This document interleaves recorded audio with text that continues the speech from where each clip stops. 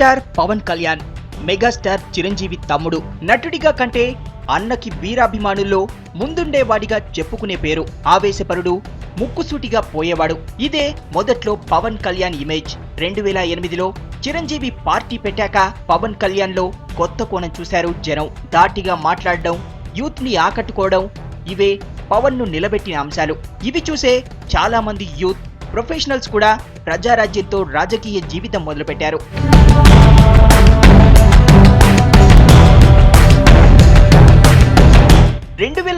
ఎన్నికల తర్వాత స్టోరీ మారిపోయింది.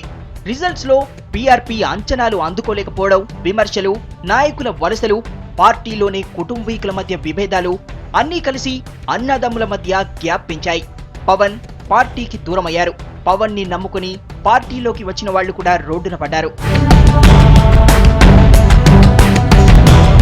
సరిగ్గా 5 ఏళ్ల టైం. ఈ మధ్యలో చాలా ట్విస్టులు. పీఆర్పీ కాంగ్రెస్ లో కలిసిపోయింది. రాజ్యసభకు ఎదిగిన చిరంజీవి కేంద్ర మంత్రి కూడా అయిపోయారు. పూర్తిగా సినిమాలపైనే దృష్టి పెట్టిన పవన్ కళ్యాణ్ గబ్బర్ సింగ్ లాంటి సంచలనంతో ఒక దశలో తన అన్న అందుకున్న రేంజ్ కి చేరుకున్నారు. విచిత్రమో విధో గాని సరిగ్గా 5 ఏళ్ల క్రితం అన్న అందుకున్న రాజకీయాన్నే ఇప్పుడు పవన్ మొదలుపెట్టారు.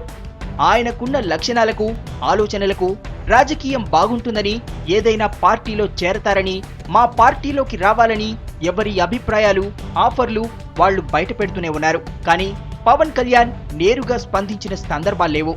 ఏదో శుభ్రంగా సినిమాలు చేసుకుంటూ, ఏదో చాలీచాలని డాన్సులు చేస్తూ, ఏదో మీకు ఆనందం కల్పిద్దామంటే నన్ను చేయనివ్వట్లేదే.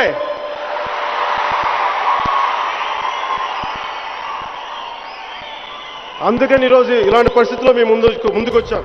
ఒక్కసారిగా పవన్ కళ్యాణ్ పార్టీ పెడతారని, తన ఆలోచనలతో పుస్తకం రిలీజ్ చేస్తారని, అసలు రాజకీయాలపై తన అభిప్రాయాలు మాత్రమే చెబుతారని ప్రచారం మొదలైంది. అధికారికమో అనధికారికమో తెలియకుండా చేత్తో రాసిన ప్రెస్ నోట్ కూడా విడుదలైంది. దాంతో పాటే ప్రశంసలు, విమర్శలు, ఊహాగానాలు కూడా. ఆయన మాట్లాడే మాటలకు పొంతం లేవు. అందరి చరిత్ర బయట పెడతాను, బయట పెట్టాలి ఎమ్మడే, దాన్ని దాచిపెట్టి బ్లాక్మెయిల్ చేసే అవసరం ఏంది? ఆయనకు ఒక్కటే విజ్ఞప్తి చేస్తాను, నువ్వు ఏం ఆలోచించి మాట్లాడుతున్నావా? కనీసం వాళ్ళ కుటుంబ సభ్యులు ఎవరైనా కానీ అతను డాక్టర్ని పరీక్షించండి, డాక్టర్లు చూపియండి వారిని. పవన్ ఆలోచనల గురించి ప్రచారంలో ఉన్న అభిప్రాయాల వల్ల ఆయన కొత్త ఆదర్శాలతో ముందుకొస్తారని కొంతమంది నమ్మారు. మరికొంతమంది అన్న అనుభవం చూశాక రాజకీయం ఎందుకు, సినిమాలే బెటర్ అనుకున్నారు. మరికొంతమంది ఇంకాస్త ముందుకెళ్లి ఆయన పర్సనల్ లైఫ్ గురించి కూడా మాట్లాడారు. వ్యవహారాల గురించి మాట్లాడే అర్హత ఎవరికి వస్తుంది? తాను ఒక డెమోక్రటిక్ సిస్టమ్ లో మైండ్ సెట్ ఉన్నటువంటి వాళ్ళకి అర్థమవుతుంది. నిన్ను నమ్మి నీతో తాళి కట్టుకున్న వ్యక్తిని కూడా నీతో కంటిన్యూ నిన్ను 100 ఏళ్లు కళ్యాణం వస్తున్నటువంటి ఆమెతో కూడా సహజీవనం చేయలేని వ్యక్తివి. విమర్శల సంగతి అలా ఉంచితే ఏదైనా పక్కా ప్లాన్ తో చేస్తారని పేరున్న పవన్ పార్టీ విషయంలోనూ అలాగే ఉంటారని అభిమానులు అనుకున్నారు. ఆయన ఆదర్శాలు తెలిసిన వాళ్లు పార్టీ విధి విధానాలు కూడా అదే స్థాయిలో ప్రకటిస్తారని నమ్మారు.